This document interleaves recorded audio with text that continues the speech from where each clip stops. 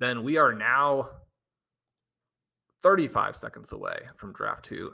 We have the 6th pick. You got it. Can you switch the window? There it is. We are at this. So we're about to jump into our second draft, 6th overall pick. A nice change from our 10th overall pick on the last draft. Yeah, this is going to be awesome. It'll allow us to build out something very different in all likelihood, although it may ask us this question of whether we're willing to go with Bijan Robinson or Breece Hall. Are you willing to do that? Oh, yeah. Yeah. I want to get exposure to those guys. It's you have to be very considerate with the early running backs this year. And I think the optimal way to start is with multiple receivers. And I was saying in the pre-draft segment that I thought 4 straight receivers to start was optimal. Then you can hit the tight ends. You can come back late with these rookie receivers. That's basically what we just did, but a little bit harder to do in the post-draft segment when the receivers, some of the late receivers have gained a lot of value.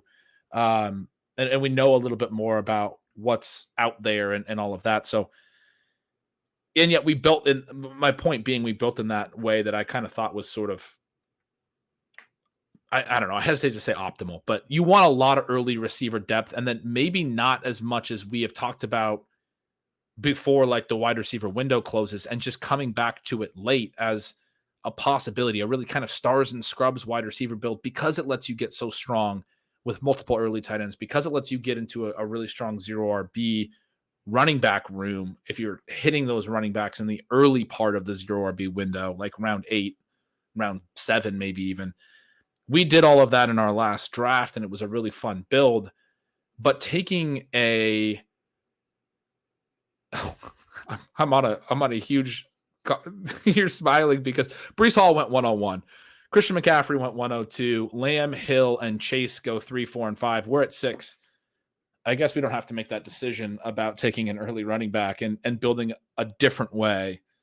You have Justin Jefferson at the top of the queue. I feel very comfortable with that. I was hoping that after we got Breece Hall 101, that maybe somebody would jump in there and take Bijan and get Blair Andrews number 1 ranked player at the 106. But I mean, if the consolation pick is Justin Jefferson, I think you can live with that. And Blair Andrews number 1 ranked player must be Jamar Chase. It is Jamar. Blair known for some strong takes, and but I like that. So is he thinking that Higgins is going to be traded? I have to ask that on behalf of myself, but I assume the audience is also wondering. I'll have to talk with Blair about it a little bit more. I think that his belief is that Jamar Chase is the best receiver in football, and that there are only a limited number of times that a coaching staff that continues to get credit for doing things like make Jake Browning good. There are only a limited number of times they're going to come out of the chute and for the first month look like they haven't practiced. And only a limited number of times that Joe Burrow is going to get hurt and not be anywhere close to 100% for half the year. And only a limited number of times that T. Higgins is going to drop every pass and not play very much. And as a result, not do his job of drawing coverage. I think if you just assume like a normal start from the Cincinnati Bengals, it's really easy to... if you believe Chase is the best receiver in football, which, you know, considering the enthusiasm for guys like Marvin Harrison and Blake Neighbors who haven't done anything, right? I mean, to have Jamar Chase number 1, I'm like, that's not where I have him. But if he blew away the rest of the field, I would not be surprised at all. Yeah, you're making a long view case that he is. 3 years from now, we're looking back and we're like, yeah, Jamar Chase is the best receiver of this era. And that's not a crazy long view case to make whatsoever. Go back to, you know, Justin Jefferson being as good as he is, and Jamar Chase was so much better in college than him at, on the same offense. They were both incredible, but it is a fun case. 145 targets, 100 receptions, 1,200 yards, 7 TDs, and that for Chase is a 20th percentile outcome because he's that good. That's sort of the argument. We talk about floor and ceiling and range of outcomes. What he did last year, I just read off those stats. That was his line from last year. If you're saying that's more like his 20th percentile outcome than even anywhere near the 50th percentile, and if you can get an 80th percentile, now we're talking about one of the greatest seasons ever, you can certainly make the case for Jamar Chase as the first overall player. And I like it. It's a fun case. It's a fun one to discuss. If you need fun rankings, go to Blair's because they will be the most fun you can have drafting. So we didn't take a running back in the first, but now the question is, after our last draft, we talked about Kyren Williams and Devon Achane as potentially those next guys after Drake London's off the board in the early second. In that group, you have Achane at the top of our queue here. I'm very comfortable going with the second round. The fact that Kyren made it through to us, that just seems absurd. I mean, Olave is my top guy here, I think, but I'm definitely willing to go running back. Well, we can go Olave too if you want to go structurally. I'm comfortable getting the exposure to the back. Let's go Olave. All right, we went Olave, and because I'm right there with you too. He's, I think, the next receiver for me. He's the next receiver basically after London. I don't understand why he was going in the third round for most of the pre-draft stuff. I have a lot of Olave from that. So we're, the listeners, I heard the other day, Shawn, again, we hear this often. The listeners like when we disagree, but the listeners are also used to us often being in lockstep. I had not heard that take from you that you would have Olave quite this high. You mentioned him. Olave is actually, I mean, I do have both of the running backs higher, but especially after we did the last draft and we get the 4 receivers and it's still tough. And you get those amazing running back values in the range where we're like, we just keep getting a starter after starter after starter. I want to make sure that we're not locked out behind the more structural element that we need. And I was blown away when you go and look through the depth charts. Is there a team in the NFL? Well, we just drafted a bunch of New England Patriots receivers because they don't have any type of ordering. But is there a situation in the NFL where an elite starter has a bigger step down to the rest of the receivers behind him than in this situation with Chris Olave? No. And that's, I think, the biggest reason. Like, there's nothing about Olave's profile that you shouldn't be excited about. He's earned legit volume through 2 years, legit number one volume. And the efficiency wasn't there with Derek Carr last year, but how confident are you that they can't figure that out and be efficient this year? Because if they do, what you just said is the case, that there's no step down like there is from Olave to the rest. He's going to get the volume. So if you don't think he's worth a second round pick and you aren't taking him till the third and all of that, you're saying that he's just can't be efficient with Derek Carr. It's just not a good fit. That was the narrative last year. But again, how much are you willing to bet on that to fade Olave as a second round pick? Shawn, Achane goes 1 pick behind us and then 8 straight receivers. And now we're 1 pick away with Kyren Williams still on the board. The Jamar Chase draft through this pick, but already showed a willingness to take a running back. It seems like everyone else was really structurally, we want to go receiver. He did get through that pick. So Kyren Williams with an ADP of 18.1 falls to pick 30, and we just started Justin Jefferson, Chris Olave, Kyren Williams. I like it. Yeah, feeling solid. Feeling solid. Man, I said this on the last stream, but the double counting, why was Kyren going 1-2 turn if a day 2 pick of Blake Corum is going to make you drop Kyren Williams? I mean, a later round 3 pick. When I say day 2, we're talking the 19th pick of round 3 is going to drop Kyren Williams a round and a half at a point in the draft where a round and a half is a ton of dropping. Now, his ADP has not dropped a round and a half. It's dropped about a half a round, but the fact that he's available even or could be available at 306. Now, another caveat, it was 9 straight receivers before that, and a lot of people were probably thinking structurally to the similar case that we just made with Olave. But still, Shawn, Kyren Williams at 306. It's crazy. It's crazy. His ADP is probably about right. I don't think that we probably should have passed him in round 2. I'm so glad that we did because, I mean, there probably won't be a ton of Olave Williams teams. Certainly there'll be a few, but I like that with Justin Jefferson up top. Yeah. That's a fun start. And in case anyone wasn't there for our stream, our day 2 stream, we were talking with the chat a little bit about the Blake Corum pick. I think some of the people in the chat thought that was a little bit more of a concern for Kyren. We're seeing that reflected here. the ways that we were talking through it, I know the case that I was trying to make, Sean, goes back to the way that Sean McVay has tended to lean on a lead back toward the expectation that they were going. I have thought they were always going to add a running back. Now, maybe this was more of a running back than people expected. He was the third overall back. They took him in the third round. Maybe that was higher than people were expecting. But they went into the season last year. I really think people were forgetting they went into the season last year with Cam Akers because he was so not a part of their team. He immediately got phased out and then traded. But they didn't go into the season last year with just Kyren Williams. They went into the season last year with an Akers, Williams 1-2, and they liked Williams. And that was even, somewhat, unclear. But there was, in hindsight, we can say they liked Williams. They talked a lot about it. Their beats talked a lot about it at the time. The fantasy community didn't necessarily buy in. I didn't buy in. I was wrong on Kyren Williams. But immediately his usage in week one, in stealing signals, I was like, you have to add this guy. We were, talking about Puka Nacua and Kyren Williams as these clear ads because of how concentrated the Rams get with things. The fact that they add somebody who's, to me, probably just the backup to Kyren Williams, that doesn't mean Quorum's not an interesting option either as sort of a handcuff, but you're not thinking about a guy stealing a lot of work from Kyren. Kyren has work to give up. Anyway, we are back up. We can talk more about him after this pick. Sean, you have T. Higgins, Zay Flowers, top of the queue here in the middle of the fourth. Trey McBride. 3 guys I really want here. Yeah, I was going to say the tight ends right behind there, they also want exposure to. I'm going to make you make this pick because I'm okay with any of the directions. We're just going sort of ADP value, the default, to take T. Higgins there. I think that's a smart pick because we did already go running back. We can try to push tight end a little bit more this draft. It's enticing to take Trey McBride every chance you can get him, but it would have actually been 2.4 picks ahead of ADP. And yet it felt like an ADP value to get him in the middle of the fourth round.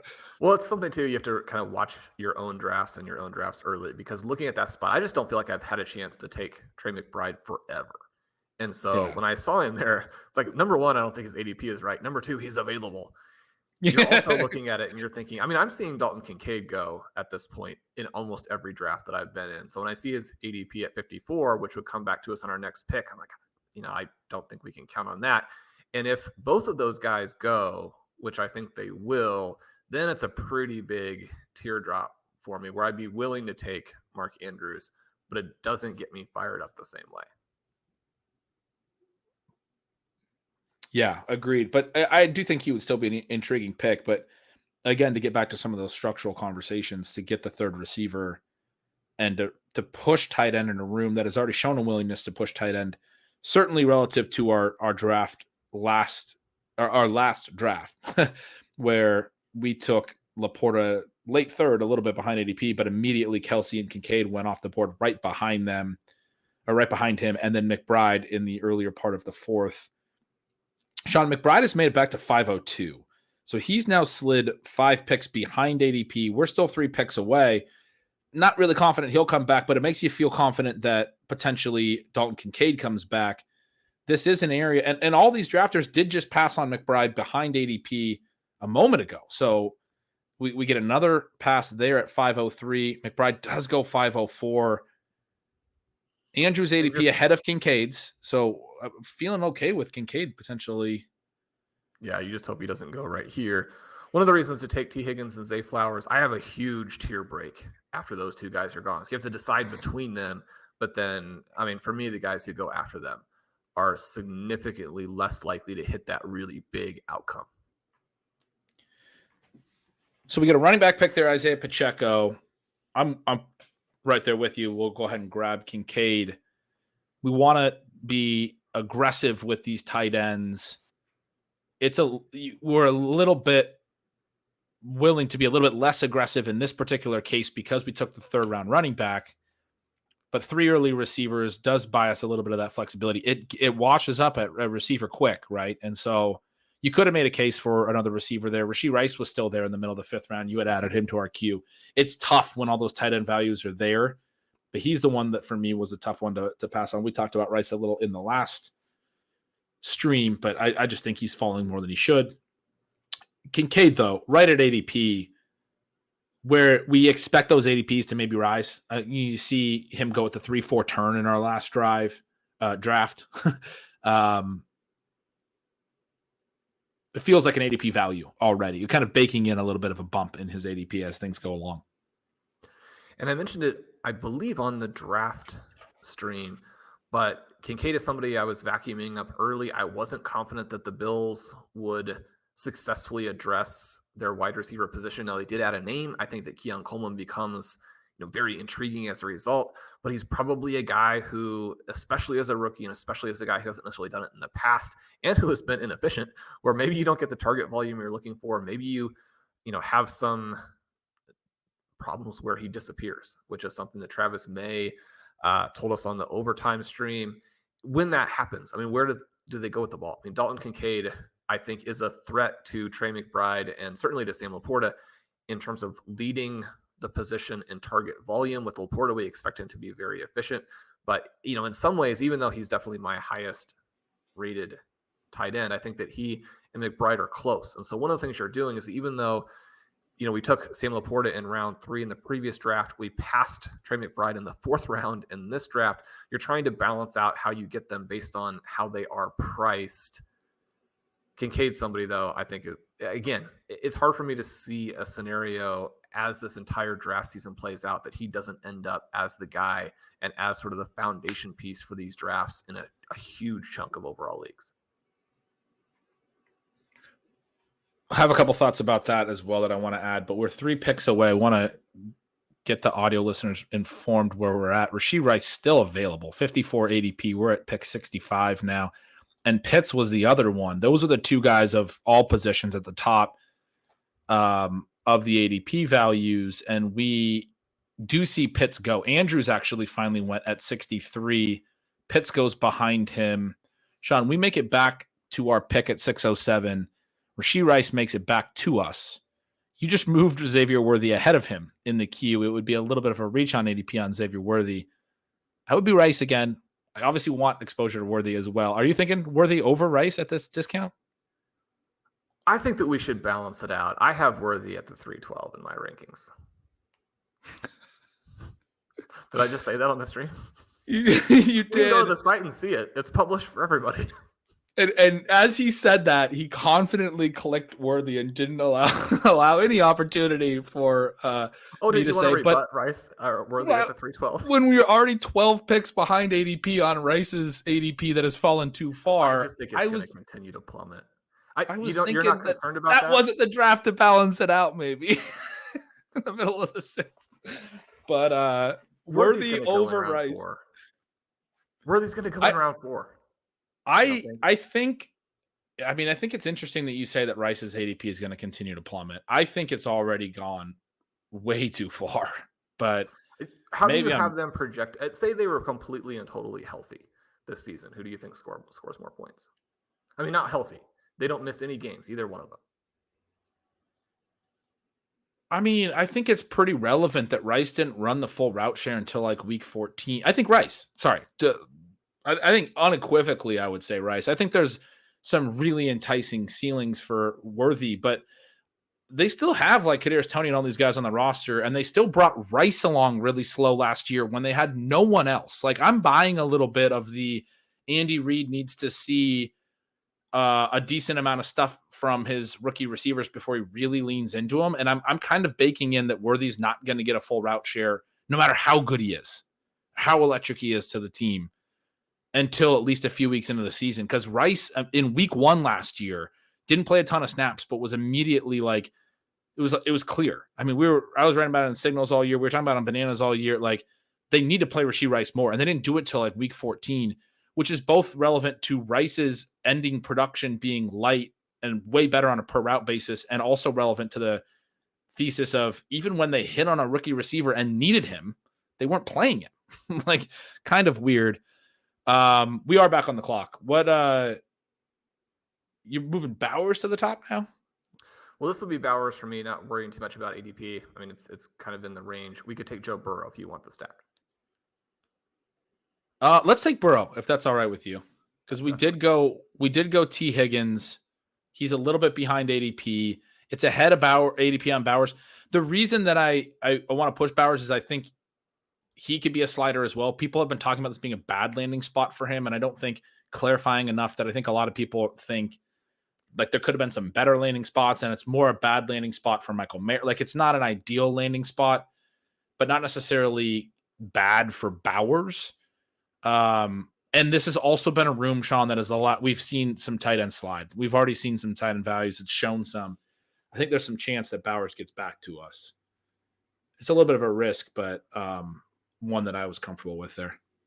If you're not watching on YouTube, JSN went one pick ahead of us, which is one of the reasons that we had to take a very good pick of Joe Burrow. He's somebody that on the one hand, I struggle a little bit with his price even in round 7 when you think about how deep and potent the QB window is this year. On the other hand, if you're going to take a pass-oriented QB, I think it has to be Joe Burrow. I think it has to be when you have T. Higgins or Jamar Chase. Everything that I said at the beginning, explaining why Blair has Jamar Chase ranked so highly, also then washes back to Higgins and Burrow. And we do see Bowers go at the 7-8 turn tough, but one of the tipping points for me was looking at who we have on our roster as far as stacks go in our early picks. Xavier Worthy and Dalton Kincaid have both of their quarterbacks have already been drafted. Our other two are Chris Olave and Justin Jefferson. I don't think we're going to probably be taking a lot of JJ McCarthy, Shawn. We're taking Jefferson probably unstacked. Olave with Derek Carr is a possibility, but Higgins as that second piece with all the positive stuff that we said about Jamar Chase, I feel like when you're buying into Higgins, you're buying into Burrow to a certain degree for sure. Because if Higgins has a really strong year as a good 4th round pick, you already feel good about Chase, right? I mean, so I guess some of those scenarios are Chase got hurt or something, but to your point, you're really buying into the Bengals. You're buying into this offense. It's a positive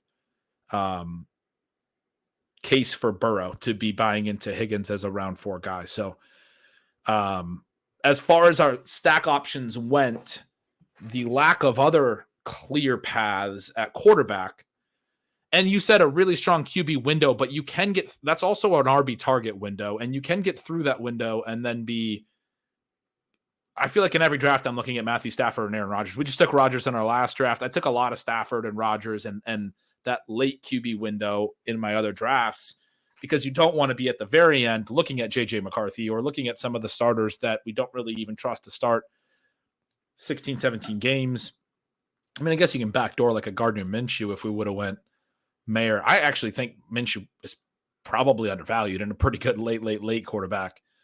We're back up. We did not get the Mayer fall, as I mentioned.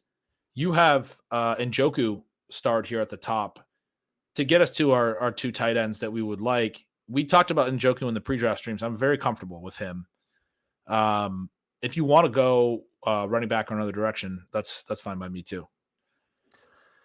I was going to say that Mostert was a possibility for us for the second straight draft, but he does go 1 pick ahead, which in some ways is a bit of a relief, honestly, just to not end up with too much of him, where I do think A-Chain and Wright are going to be probably the league winning guys. And so being able to get Njoku there right about ADP, we mentioned in the first draft that Devontae Williams finished out last season very, very hot. The same was true of David Njoku, who was the number 1 tight end in half PPR from week 10 on.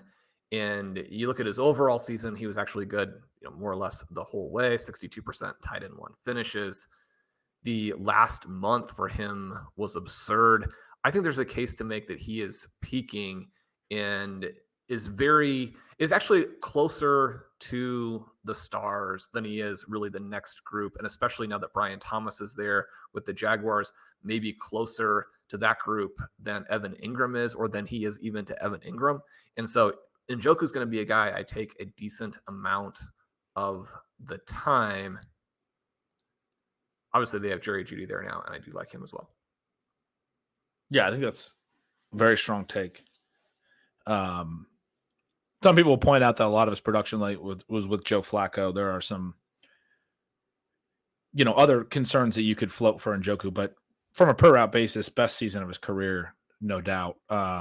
Good time to be in on him. You had Jameson Williams in there as a potential wide receiver 5 option. He goes 1 pick ahead of us. Among the receivers available here, Cortland Sutton and Tyler Lockett are the next couple. A.D. Mitchell is the next one. I do think those are veteran receivers we could take here, but you have Trey Benson top of the queue. I would probably go with our RB2 here. Very comfortable with that pick if that's where you want to go again for the second time. Yeah, let's keep hitting Benson as long as he's this price. In some ways, I don't have even as much confidence that he will push the starter out as I do for Bucky Irving, who I made the case for in the last show.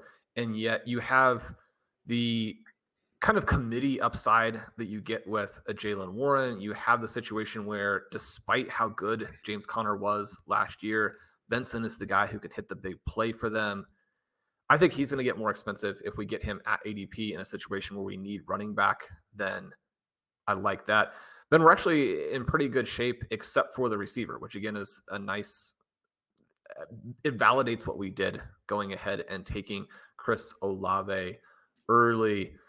I mean, I think that Tyler Lockett is a smart pick, but I'm skeptical that he's going to move the needle. I mean, we really are in a situation in this draft where you've got to go down pretty far to find the next group of receivers that I think you want to create some exposure to. Again, it's something to remember in every single one of your drafts. Those top receivers need to be good. Your tight ends need to be good. You're going to have options at running back in this range. And I think that's a great point that you made in terms of the QB window, maybe loaded, but you're going to have some other priorities that you want to hit. Looking at some of the guys in the queue, some of the guys obviously not really a consideration for this next pick. I like the fact that we got Burrow. What you pointed out there, I think, was very true. Once we got Burrow, I didn't necessarily think that we were going to be under a ton of QB pressure, which is one of the reasons to take Njoku in this specific draft, because I don't necessarily want to be setting him up as a guy where we need to take Deshaun Watson. Watson is more or less just completely off my board for multiple reasons.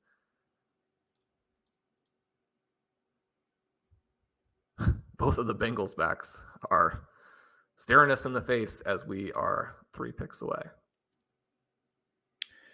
That was, I mean, once we took Burrow, was one of my first thoughts was either Moss or Brown. I mean, obviously, you know, we talked really favorably about Chase Brown in the last show, but we also talked about Moss and getting an ADP value on. I mean, we were just talking about how the Higgins and Burrow picks are a bet on the Bengals offense. That was something that my head went to immediately, was either of those backs could really easily make it onto this team that only had Kyren Williams at that point. Like to continue to build the Bengals bet. Moss goes 1 pick ahead of us. He was the highest ADP player and sliding behind ADP. We could still take Brown here, about 3 picks ahead of ADP, 1 pick behind Moss. You also have Jerry Jeudy in the queue. I wouldn't be opposed to trying to build out our Cleveland bet a little bit. Does kind of push us towards Deshaun Watson, which nobody wants to draft Deshaun Watson. We do take Chase Brown there. I think that's the right way to go. I really like building out Cincinnati more. I think Brown's probably the way you want to play it when you play it through the Burrow thing and the Higgins thing, because you're kind of saying they are a fun pass offense, aggressive, high PROE. They've been at times more of a run offense. I think Zach Moss is probably that thesis where they're doing a little bit more of the ground and pound at times, AFC North kind of stuff that they have a tendency to sometimes do.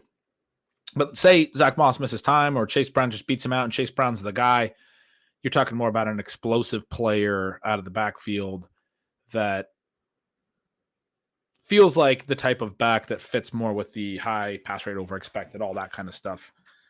Maybe I'm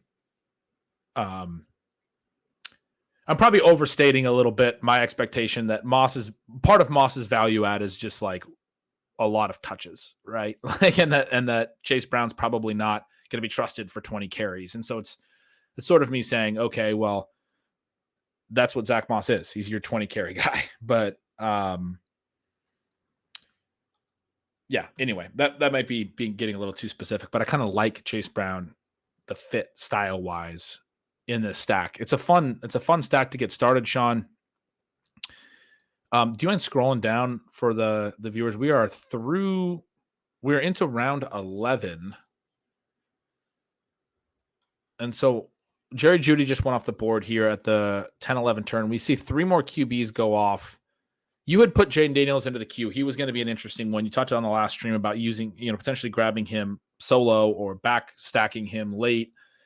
I thought he would have been a fun one for this build, a good time to get some Jaden Daniels exposure. But I did think that the Bengals running backs were interesting ones as well. Daniels went before our pick, and then 3 more QBs went after our pick. It's getting a little bit thin at QB. Romeo Doubs, Shawn, 26 picks behind ADP. Are you pretty out on him? I love Romeo, but I have a hard time seeing how in that congested. Yeah, the lack of efficiency is a concern. If you buy into Love at all, I do think some spike weeks could be there. I like Tyjae Spears, so you move to the top of the queue. So we're going to go running back here behind ADP on him as well. 6 picks behind ADP. Drafted behind us, snaps up Justin Herbert, who was the sort of last of a tier in the QB range. Would have potentially been an option for us as well. But again, I liked what you said about Burrow buying us some time at QB. We can consider Derek Carr later, or whatever, JJ McCarthy later potentially, since we do have Justin Jefferson. There are some ways to play QB too late. But yeah, Dobbs passing on Dobbs there. Let's talk about that a little bit, because the Packers it is going to be congested. You mentioned in the last stream liking Jaden Reed a little bit, though. I've been the opposite. I've been more intrigued with really Dontavian Wicks, frankly, at his price is interesting to me. But Dobbs a little bit, and not really wanting to pay up for Reed and Watson, because I do think it's going to be congested, and I think you're going to get spike weeks from all of them. I have some concerns about the Packers passing game that I don't think a lot of people do, but maybe the Jordan Love breakout we saw isn't going to fully port over.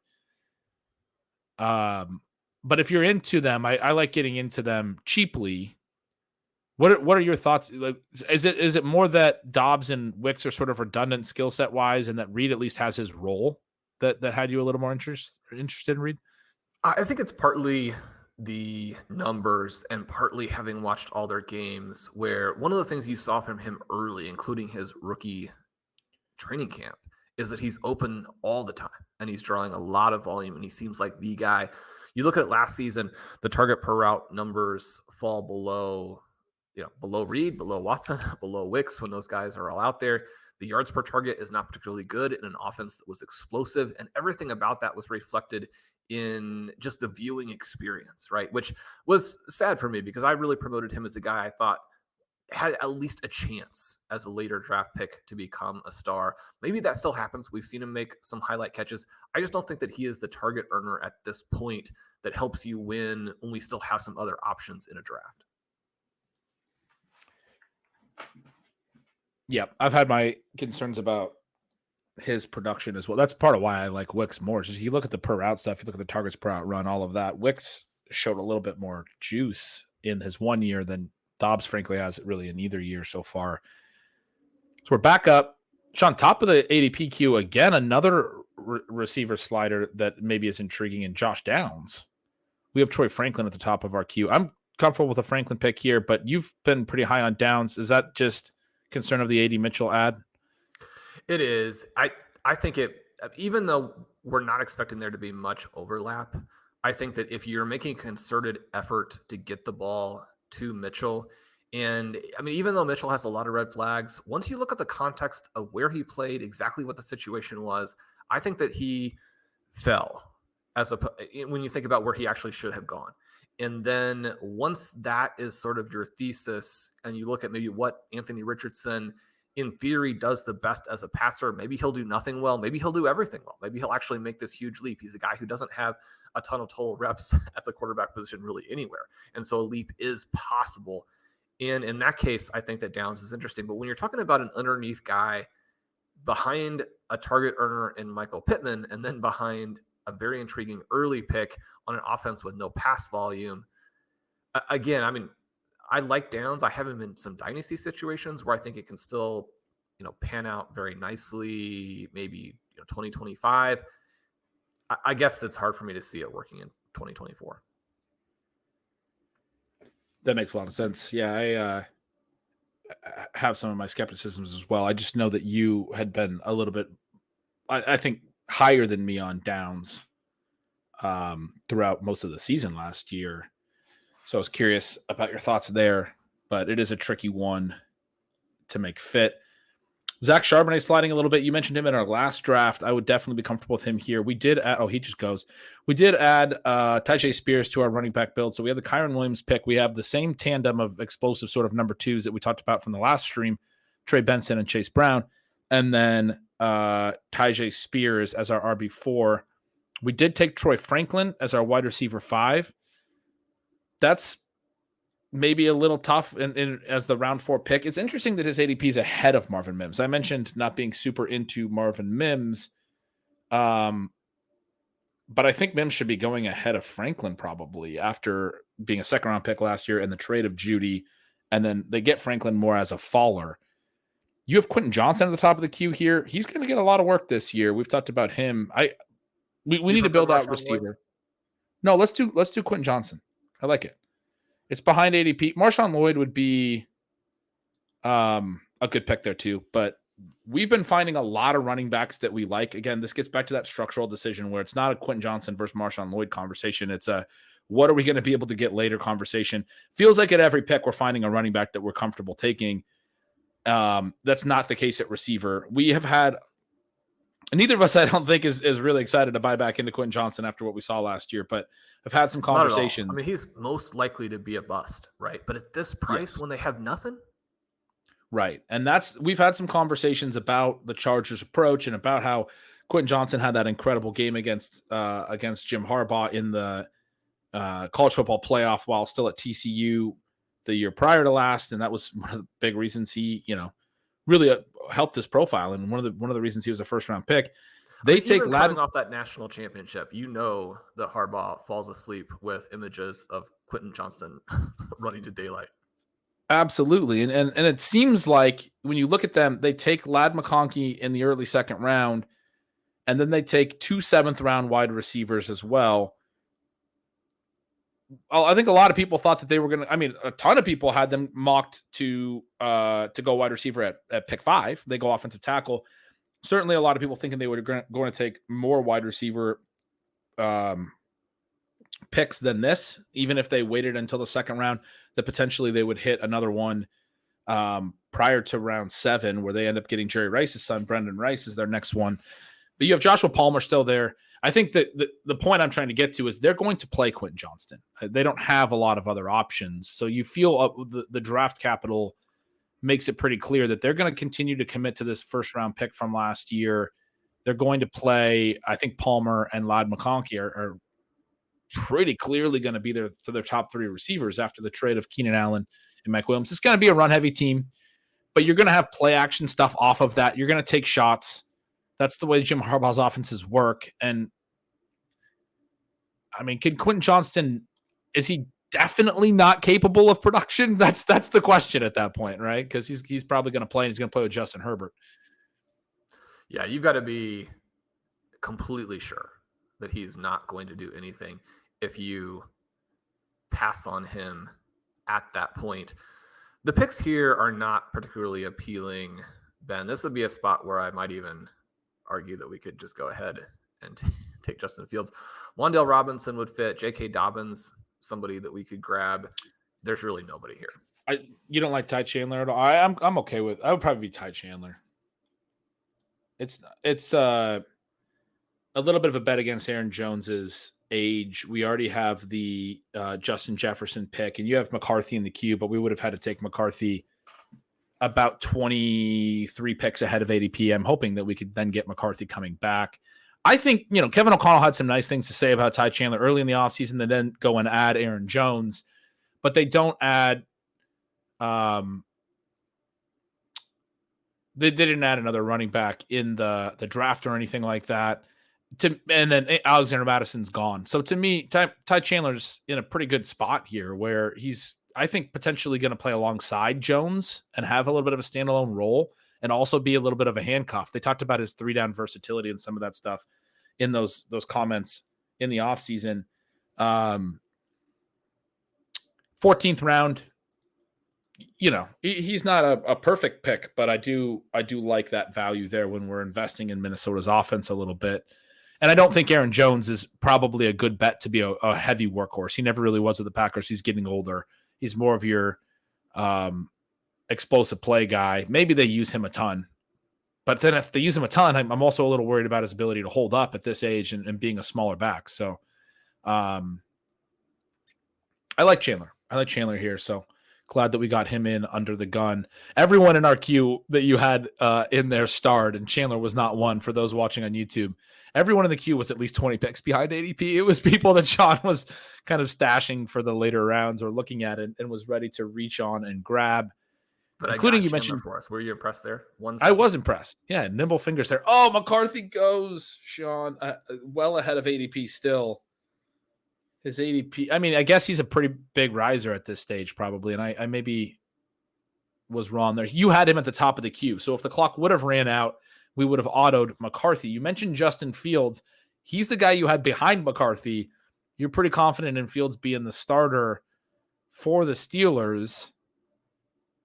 I'm like, it's Arthur Smith offense still, right? So it's like, even if he starts, I don't know how much I feel great about any of it.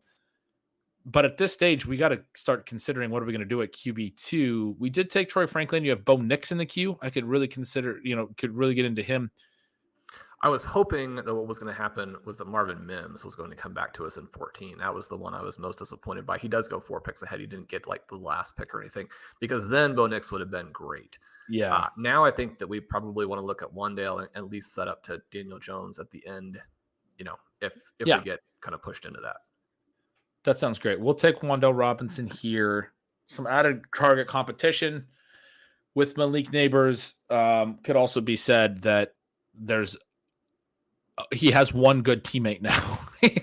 He has the ability to work underneath something now, which it could be a positive for the whole passing game, and then Wan'Dale as well.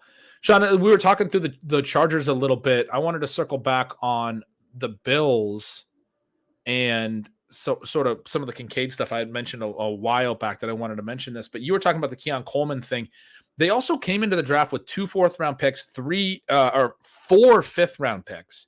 They traded out of a couple of those, and they didn't take a single other receiver after Keon Coleman in the whole draft. So that's another one like the Chargers thing we were just talking about, where I thought they might hit the position multiple times. I was really excited about potentially Jacob Cowing or Luke McCaffrey, some of these day 3 guys that I was excited for fitting into that Bills offense. They went offensive line and defense in all of those spots. They did take a 4th-round running back in Ray Davis.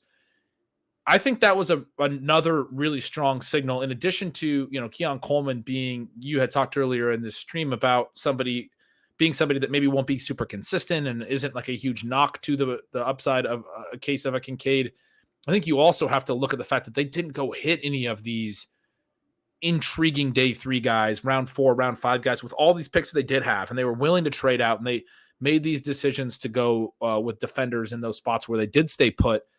I mean, they feel confident in their wide receivers and in their passing game and where they're at, even though they don't have Stephon Diggs or Gabe Davis anymore. If you go look at their target distribution last year, Diggs led the team 160 targets. Dalton Kincaid had 91. Gabe Davis had 81.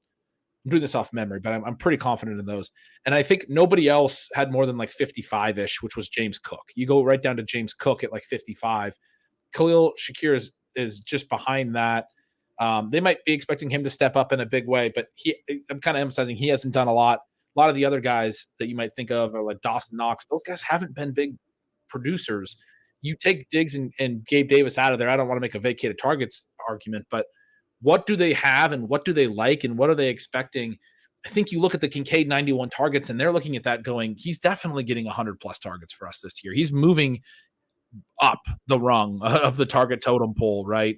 They add Keon Coleman, obviously, to come compete for that, but there's a lot of opportunity in that pass game and they feel comfortable with what they have there. So the Kincaid volume just feels, it feels locked in right now. It feels like they're saying we really want to feature this guy in a way that, throughout different guys' careers, there's different periods of time where offenses can be built around them or not built around them and that type of stuff. I mean, if you look at the Bills right now, their pass game is built around Dalton Kincaid. We talked about Andrews as a comp, and I've talked about Andrews in the Todd Monken offense maybe not being built around Andrews right now. So, I mean, that's kind of my thoughts on thinking of those two next to each other. Those are great points. I'm fired up about Kincaid. We do get back here in round 16 in a situation where I think that Kamani Vidal is a pretty good pick. Every team in between us, in terms of giving me a chance to talk you into Justin Fields, every team in between us does have at least 2 QBs. Doesn't mean they won't go for a 3, but just that's not necessarily their need. And I mean, if they have 2 and they want Fields to be the luxury guy, I could certainly understand that. One of the things there, I mean, before he went and made a huge mess of the Falcons, Arthur Smith was a little bit more successful as a coordinator. I think that Fields, when you're talking about a guy who, if he's a starter, should be drafted in, round 5-6 range. And I think that he's got a great chance to be a starter. He makes for, if you feather him into some teams, then you create a portfolio where you have that massive upside if it does work out. This is the kind of team that I think might work on, because I think it's a 3 QB team. Although if we're comfortable enough with Joe Burrow at the top leading the way, certainly, if we took a Jalen Hyatt, I don't know that we actually even need another receiver. We could take Hyatt and then Daniel Jones. And then, again, you're like, we're kind of locked into those guys as being the way to go on it. We do have 7 receivers. We have now the 6 running backs. So one of the things that's great here, Ben, is we do obviously need another QB, but other than that, our final pick, we have a lot of options. Yeah, and I think if we take Fields, it becomes a 3 QB team for me, but both Daniel Jones and Bo Nix are options to come back and be that 3rd QB. And also, actually, Derek Carr has not gone. Would be another option with Chris Olave on the roster. But I don't have any strong preference for Justin Fields in this particular draft if you prefer somebody else. No, let's do it, because I don't have any strong preference otherwise. I don't know. So the concern that I had was if we do make it a 3 QB build, it's the 7 receivers. As you're scrolling down for our YouTube people, we have Justin Jefferson, Chris Olave, T. Higgins, and Xavier Worthy is our number 4. Troy Franklin, a day 3 rookie, is our number 5. Quentin Johnston, Wan'Dale Robinson is our 6 and 7. We like some of those guys. We're betting on some upside there, but there's some potential for some zeros in there. And we've stacked risk. It's kind of like those early running back things where you start to stack risk and you feel like you're probably going to have at least one bust in there as well.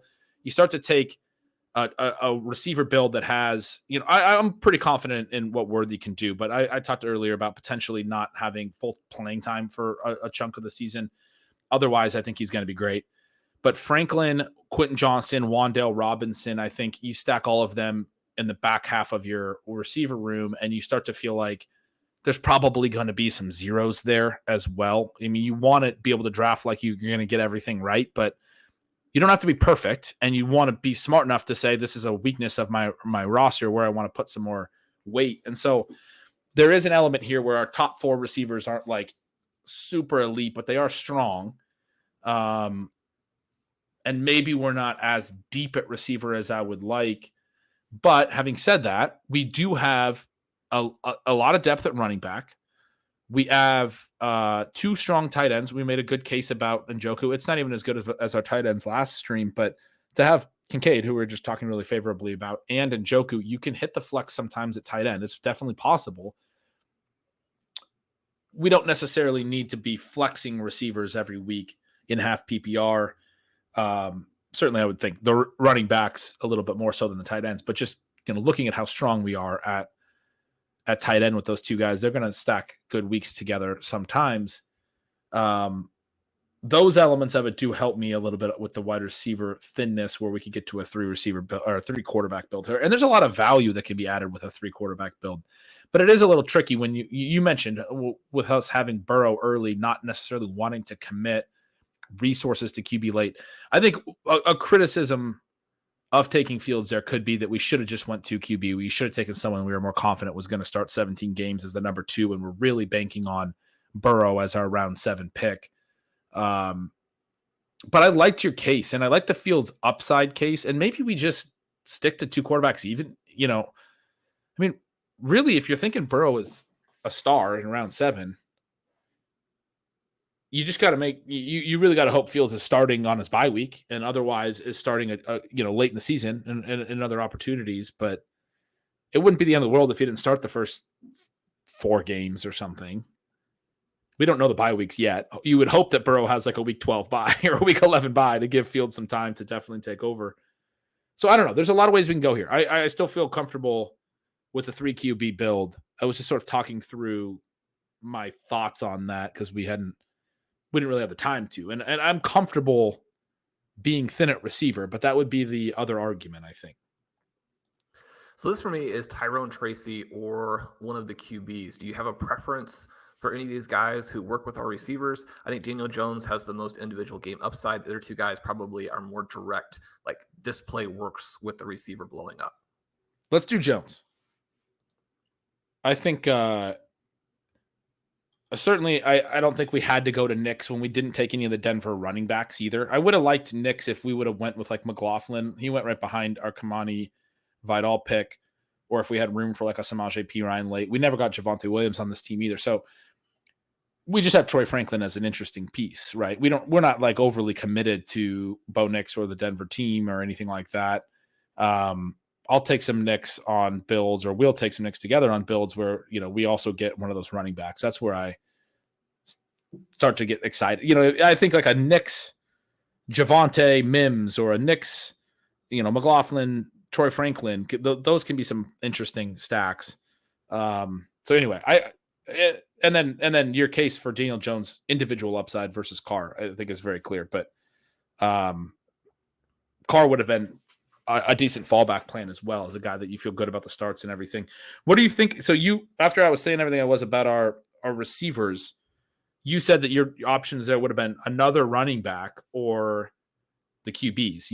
And that's in large part because there weren't really a lot of receiver options, I assume. But what do you think about what I was saying about maybe stacking some risk on the back part of our receiver room, or whether we are deep enough at receiver on this build?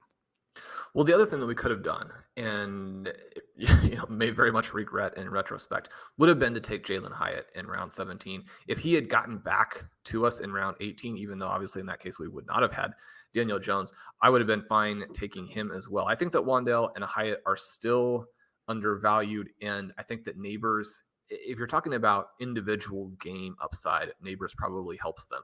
If you're talking about full season upside, then it dings what their ultimate ceilings could be, obviously. But when you look through that, to me, well, there were no more wide receivers available. So then again, you're thinking, we got the 7 receivers. And again, taking the 4 receivers early, and I do, strongly consider Worthy in that group. So for me, it's not nearly as big a concern about, the 4th guy, for example. Then you're hoping that the remaining receivers help you at the receiving position enough to have that covered. The thing that works so nicely right now is that you can go with those receivers early. You can even take Joe Burrow. And one of the reasons, I'm not taking a lot of quarterback before we kind of get into that round 10, really around 11 range. Now, in this draft, they do end up kind of going in range where you would need it in round 10. But if you have the additional running back there, you're so loaded at running back, you expect actually just smash that position and then get some overlap back into the flex. The thing with taking the 2 elite tight ends is that you again have some flex coverage, whereas it's not that when you hit that individual upside week with your second tight end that you draft late, or your 2-3 tight ends that you draft late, they can still obviously fill other slots. But the element here with the 2 elite tight end is that you're going to dominate the tight end position. You also are going to have some flex coverage. And in the worst case scenario, if you have one of those guys go out, you still have an elite tight end, as opposed to going down to now you're just hoping that you score some points at the position.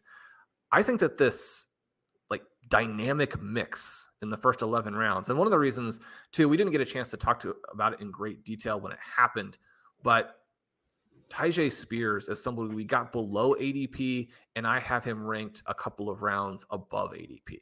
And so the combination of that kind of double value there, where you get a rankings value, you also get an ADP value, that for me also just creates this situation with the team where I think that It's got a ton of upside overall. It's also going to be one that probably doesn't struggle a ton until you start to, bring in a bunch of injuries, which are going to be an element that's harder to control, but is not going to struggle to cover that flex position. I think that this early wide receiver and then the double elite tight end, but also getting much better running backs than really you should be able to get. For me, that creates a lot of flexibility late to where I'm not as worried about the receivers. Saying that, I mean, you are going to have some production from those guys. If we're completely wrong on Franklin, QJ, and Wan'Dale, then this team doesn't work.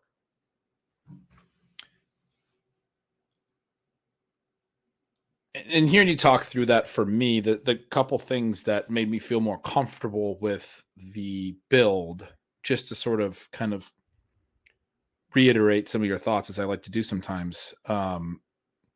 One thing you said was Xavier Worthy so clearly being in that top 4 for you. I think if we would have taken Rashee Rice over Worthy, I would have felt that way as well. So the fact that we made the decision to take Worthy over Rice, I have to feel that way. That's what we did with this draft. Like, he is in that range. We took him in that range. And Ben, just to kind of interject there, you've mentioned several times this element where Rice wasn't on the full routes, and I think that we have to be aware of that. We have to respect it.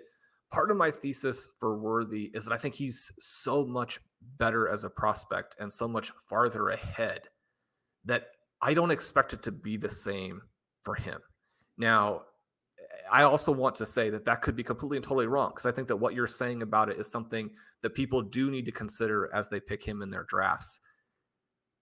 I just really like the full season upside. That's if fair. He does deliver early, that he's going to smash this ADP. His prospect profile is undeniably better than Rice's, who wasn't very good until his 4th season. I mean, he wasn't like bad, but he had a very good final season. He was an older prospect that needed that final season to really make the case for him to even be a 2nd round pick.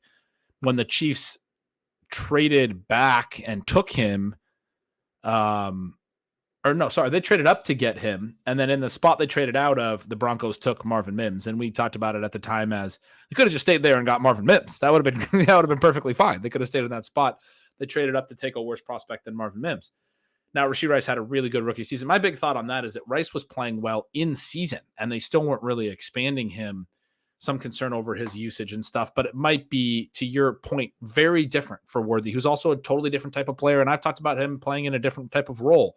And so I think that, again, the humility, the uncertainty, the willingness to be incorrect on that type of thing, it can be very different for Worthy than it was for Rice, or even like a Sky Moore, who we now know wasn't very good. But part of my take is also that you look at Sky Moore, they didn't use him the whole first year, and then they went into year 2 and were like definitely clear they were going to use him as the guy in year 2. It's like, we've seen enough now, even though he hadn't done anything. It was just like they wanted him to wait. I mean, even go back to them making Patrick Mahomes wait. They have a thing with making guys wait that they still drafted high and which is interesting. I think with Sky, I mean, the thing going into year 2 is that they wanted to succeed and they wanted to give him every chance, and they did, and he still failed. And that's all you can do for the player, is give him that chance, support him, that type of thing. For me, with Worthy, one of the things that I expect is for him to get manufactured touches like a McCole Hardman, which happened more or less right away, and then also be able to get over the top and score the long touchdowns, which I think are great for best ball. And then the other thing that you see is he's almost certainly a better intermediate receiver than some of these other guys. And so whereas Rice really was, and this was frustrating because I don't think that the collegiate profile for Rice necessarily suggested this, because he could get deep. And that was one of the reasons that, very athletic, right? That was one of the reasons why I pushed very strongly for everyone to draft him in all formats. And yet there's a difference between getting deep at the college level and getting deep at the NFL level, where your route polish can need to be very, very different. And certainly they're going to be working with Worthy on some of those things. But if you have a variety of buckets that you can fall into in terms of how your targets are going to come, and some of those are available to you right away, again, I could see it going either direction. And partly the pick is probably because I got locked out of him in a variety of drafts earlier where I wanted him. But I do expect that price to rise. I'm surprised that is where he has landed, because, I mean, that's in between Calvin Ridley and Brian Thomas, where the outlook for those guys, the next guy after that is, if we take Rice out of the equation, which is just so controversial or so difficult to evaluate because we don't know. I mean, Chris Godwin, the next guy after that. I mean, it's a big tier break after that kind of Worthy Rice together. Yeah. pick. Yeah. 100%. And part of the whole thing with Rice that I've talked about since, in the pre-draft stuff that we had the conversation, if drafters are taking Travis Kelce at 402, there has to be a corresponding adjustment. So to get back to the Worthy and Rice thing, I mean, so my comment there was there's concern about Kelce's routes. There's concern about his durability and health and all of that. And Rice, skill set wise, overlaps with him so much. But I liked your point about with Worthy, the manufacturer touches and those things. Again, Worthy and Rice to me play completely different roles for this offense. And so that's a very interesting element as well. I really liked everything you just said about Worthy, and it will be really interesting to see. I went into that again saying they like to hold players back, but had started to say that by saying, we got to also be aware that we could be wrong on those kinds of takes. It's just an interesting food for thought. I think you said it well, that drafters need to consider that point that I made, but also they need to consider the point that you made, that it could be different for Worthy. And if it is different for Worthy, he's a very, very good prospect. He's somebody we loved in the pre-draft. We talked a lot about him vis-a-vis Adunze in the pre-draft section. I don't know how Brian Thomas fits into that range, for example. I mean, he's going 2 picks behind Worthy when the Chiefs traded up for Worthy, and Worthy was the superior prospect. And yes, Thomas also got first round capital, but not that. I mean, he went 5 picks ahead of Worthy into a situation where, I mean, it's, I think, a good situation. I like the Jaguars to bounce back, but there's a lot of interesting names in that passing game. That's an interesting one. And looking at the overall ADP, I mean, Brian Thomas is actually going earlier than Jordan Addison and Xavier Worthy. So, again, we'll see how that continues to move throughout the draft process. It seems a little bit enthusiastic, but again, if a rookie hits, he can hit in a big way. Yeah, he can hit in a huge way. But I had been saying there was a couple things you said as you broke down our roster that I liked. That the Worthy thing was one that I really liked hearing. And then the other one was when we were talking about the Romeo Doubs pick and we went with Tyjae Spears. You talked through what Spears adds to the build and how our running backs are so dynamic with the Kyren Williams anchor pick, Trey Benson, Chase Brown, Tyjae Spears. We ended up taking Ty Chandler. We ended up taking Kamani Vidal later. But the Romeo Doubs pick, so the two sides of me talking through that wide receiver, the two sides of it, you saying that you do think of Xavier Worthy as that part of our core top 4. And I was acknowledging that, yeah, I mean, I probably would have felt that way if it was Rice. And I should think that way and do feel that way as well, especially on a team where we pick him, proactively want him on our team. We're saying that's the case. And then the second part of it is adding a Romeo Doubs, who's probably the quintessential just outside the wide receiver window type receiver, where it's like we have 2 years of him being like he's running routes, but they're not great routes. And that's always the concern, is that guys get pushed up outside the wide receiver window that don't have real upside. They don't have ceiling outcomes. They might run a lot of routes, but they're not going to be superstars for you. And so they aren't going to fix your lack of upside at wide receiver. And so, yeah, I had talked about like stacking the uncertainty of Troy Franklin, Quentin Johnston, and Wan'Dale Robinson on this build together. But you can also talk about the ceiling of outcomes for those guys and the potential for those guys. Adding Romeo Doubs over Tyjae Spears, which I wanted to do in the moment because of the big slip for Romeo Doubs there, would have probably made me feel more comfortable about the wide receiver build. I would have told myself that was a little better. We have like what feels like a lot of routes and a little bit more of an exciting passing game from Green Bay than maybe like the Quentin Johnston example for the Chargers. And certainly Troy Franklin, Denver, there's some concerns about that passing game. And yet it just would have made me feel more comfortable, but probably not necessarily moved the needle in the build in a major way. And so that was the other point that I wanted to call out, that as you talked through it, it's always interesting to consider our biases and the things that we feel are making us feel better about the build, but are maybe not actually bringing something to the build. And I think that's, or bringing something major, right? Like, yeah, Doubs would have brought more routes from our wide receiver 5 than Troy Franklin can guarantee us. But in terms of the ways that these spike weeks are going to hit our lineup and the difference making potential of big scores, certainly Dobbs probably, by running a lot more routes, is going to have the potential to outscore Franklin over the course of a year and all of that stuff. But Franklin can bring you some late season spike week potential, maybe some other intermittent spike week potential as well. And the gap, if Dobbs isn't really a ceiling player, the gap between whatever Dobbs brings you and whatever you're able to get out of the bigger question marks may be behind in terms of usage question marks. And Dobbs isn't without his question marks either. There's a lot of paths we can go down with this analysis, but the gap might feel larger than it actually is the point that I'm trying to make in terms of the way that it plays into your best ball roster. It's an intriguing thought experiment, at least. And as you talked through that, I started to feel better about our build overall. And then the other considerations that we had and the decisions that we made, the 3 QB element and what we added with the Vidal pick, in addition to the Ty Chandler pick, which was a spot where we didn't really know. I wanted to ask you that as well. I kind of pushed us towards Chandler. You didn't have him in the queue. With the benefit of hindsight, where would you go with that Chandler selection?